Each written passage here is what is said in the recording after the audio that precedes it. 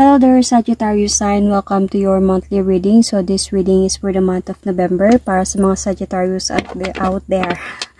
Sagittarius, hindi lahat ng Sagittarius maka-resonate sa reading na to. So takes what resonates and leave the rest. Cross-watchers, pwedeng kayo to at hindi sila Sagittarius. Okay? So put yourself in a situation kung saan kayo naka-resonate, Sagittarius. Kung hindi kayo naka-resonate sa reading na to, please do check your other placement, your sun, your moon, your rising, your Venus sign. Dahil pwedeng doon kayo maka-resonate. And kahit naka-resonate kayo dito, still do watch your other placement signs dahil pwedeng mag-connect doon yung reading ninyo. However, maka-resonate pa din kayo. Okay, so Sagittarius, ano ang kailangan yung malaman this month of November? So let's just see first kung ano nangyayari ngayon, Sagittarius. I can see a celebration. Could be engagement, marriage. What is happening right now?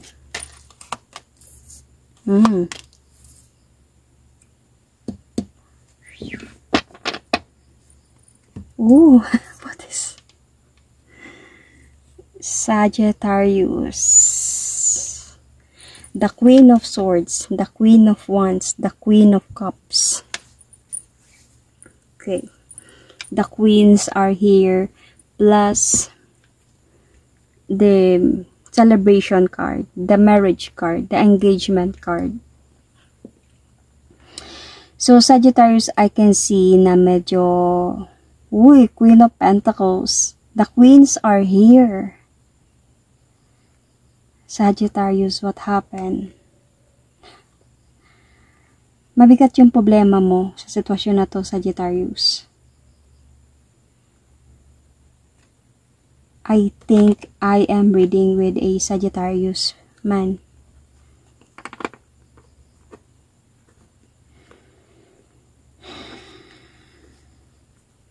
Sagittarius, ang bigat ng problema mo ngayon. With all the queens are here, mabigat to. Hindi to basta-basta. Ang bigat, parang pasan na pasan mo yung problema mo sa buhay, love life mo ngayon.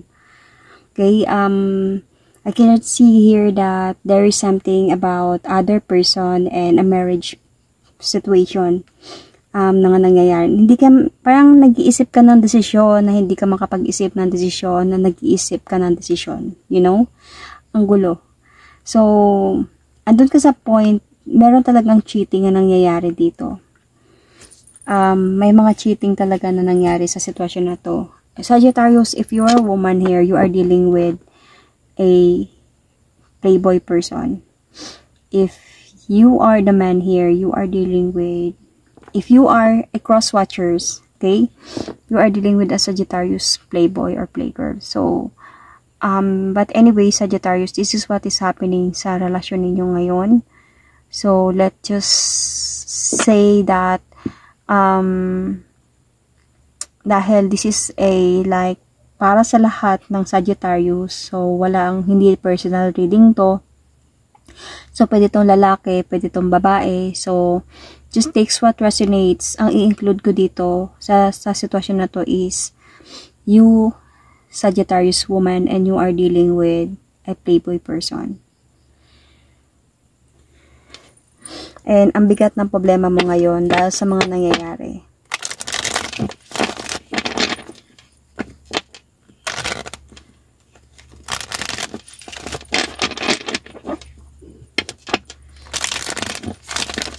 Might be Sagittarius andun sa point na may alam ka about sa past ng person mo na meron siyang, it's either wife, and or nalaman mo ba to kaya ang bigat ng problema mo and you just wanted to move on, you just wanted to enjoy your life dahil ayaw mong mag-focus masyado. This is Sagittarius. Sagittarius, andali nila kasing andali nilang ma-adapt yung happiness. Parang hindi, kahit hindi sila happy, kaya nilang maging happy.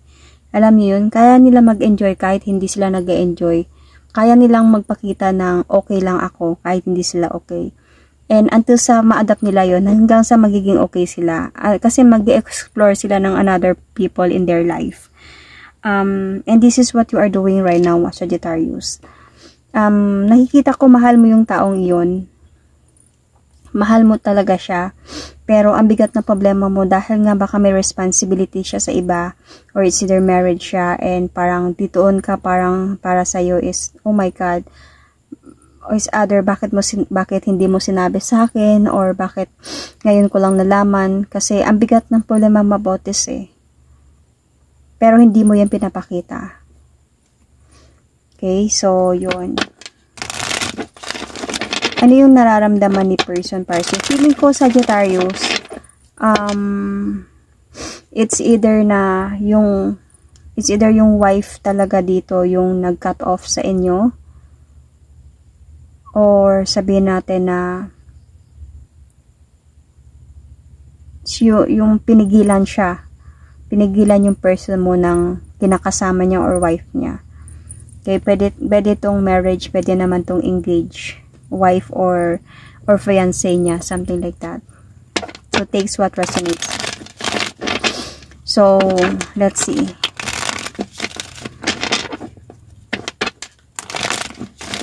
Ano yung nararamdaman mo?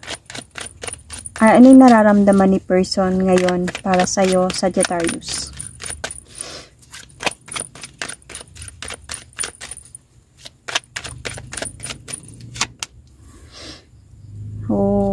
Okay. Honestly, hindi niya alam kung kanino siya mag-move forward. And gusto niya sana i-explain sa'yo lahat, yung totoo. Gusto niyang sabihin sa'yo yung totoo sana. Kaya lang hindi siya makapag-decide kung dito siya sa'yo, dito siya sa isa. Kung kanino siya mag-offer ng victory. Kasi needed niya talaga mag-decide. So, yun yung feeling niya this time. He wanted to tell you this. Siguro nabigla ka sa mga nalaman mo. Pero, parang gusto niya sana sabihin yun sa'yo. To give you judgment sa mga nangyari, to be fair with you. Pero naisip niya na hindi niya alam kasi kung baka aalis ka sa sitwasyon, kung sakaling malaman mo, i-end mo yung situation, then maghiwalay kayo, or hindi ka na hindi mo na siya papansinin, or hindi mo na siya akikibuin, kung sasabihin niya man to sa'yo. Parang hindi pa siguro siya prepared na mangyari yun, or hindi siya prepared sa mga actions mo. Ano yung mga reactions mo. Kaya, nauna mo siyang nalaman. Kasi hindi siya makapili between you and the other. So, hindi siya makapili dito. But, kasi willing siya to move forward towards with you. This person really like you. Willing siya to move forward towards with you. Kaya, hindi niya to sinabi. Parang kinip niya to sa sarili niya. Kinip niya to sa'yo. So, ano yung feelings mo this time, Sagittarius?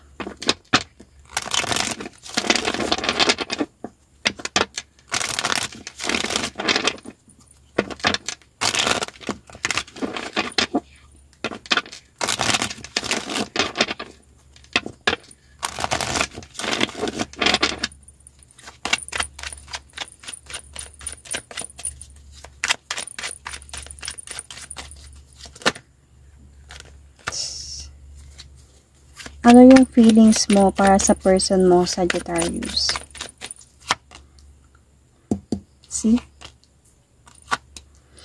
You feel empty. You feel cold. You feel parang disappointed. And you just wanted to walk away emotionally from this relationship.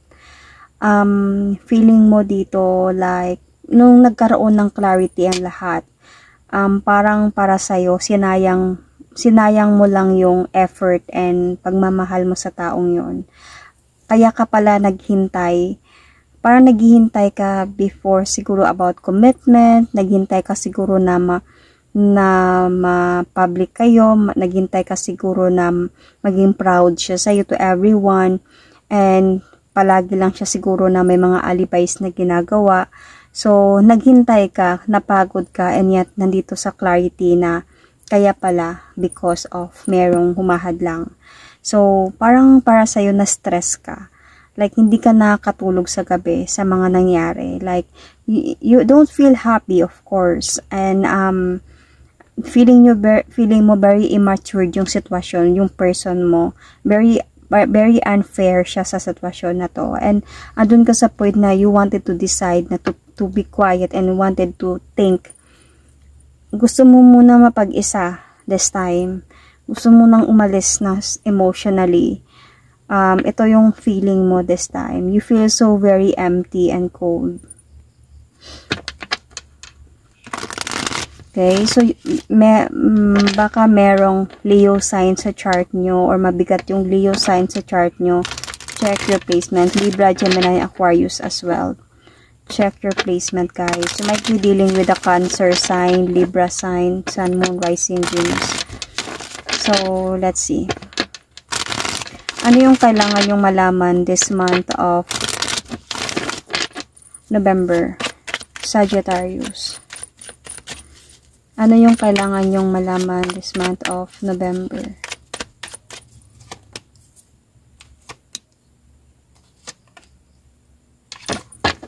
You will going to take the leap of faith towards a new beginning of your life.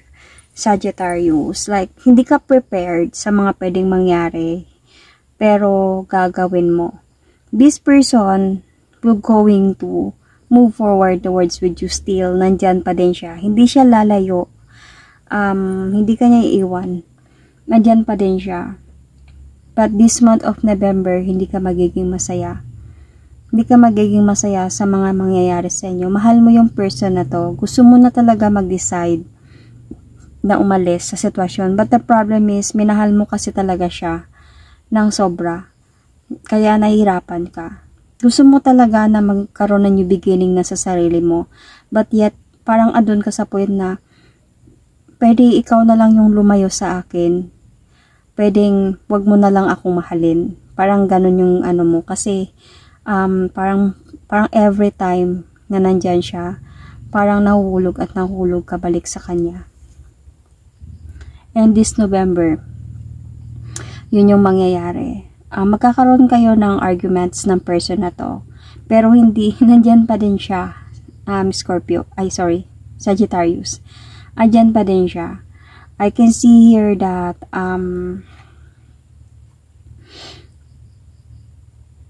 you will going to try to avoid this person. Nakita ko yung, kanina, yung Hermit card. You might have a Virgo in your chart.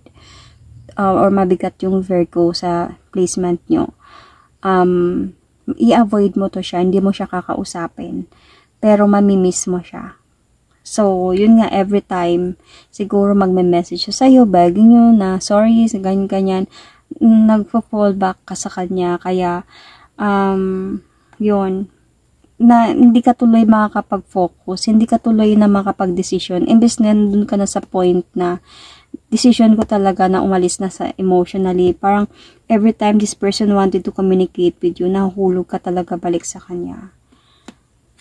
This month of November, mangyayari yon. If naka-resonate kayo sa reading na to. So, you might also have a Pisces in your chart. Or mabigat yung Pisces sa chart nyo. Or you might be dealing with the Pisces sign here. Libra, Gemini, Aquarius. So, ano yung gusto niya sabihin sa'yo?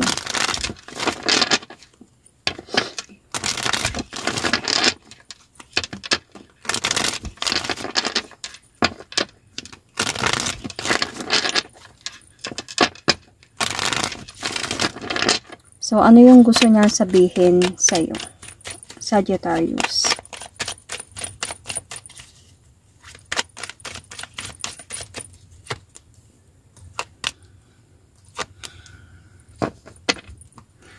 Sobrang confused ako this time. I am blindly fighting.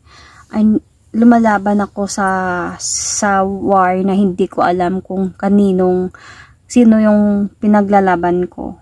Sino yung kakampi ko, or sino yung, kanino ako lumalaban, para kanino ako lumalaban. I am very confused. But, somehow, kung umalis man ako sa sitwasyon, dahil ginawa ko yun dahil ayoko ng gulo. Dahil na din sa iniiwasan mo ako. Pero, gusto ko talaga mag-offer sa'yo ng new beginning again. Napapagod din ako sa pag-aaway natin dalawa. Napapagod din ako sa mga conflict na nangyayari sa buhay ko. Gusto ko na ng maging matured enough. Gusto ko na ayusin yung buhay ko. Gusto ko na ayusin muna yung kung ano ako. Okay? Somehow, hindi ako makamove on from you kahit sabihin na natin na makipaghiwalay ka sa akin or nakipaghiwalay ka na sa akin ngayon. Hindi ako makapag-move on from you. I still want to save our relationship. I still want to offer you new beginning. Namimiss kita. And gusto ko pa din na magkaroon ng second chance with you. I'm just there spying on you, asking about you, kumusta ka na, and always watching you on social media. Ano ang ginagawa mo? Parang somehow I'm so very trapped in a situation this time. Lalo na itong time na our cycle has ended. And I still really want to plan something na gusto ko na maging masaya tayo ulit and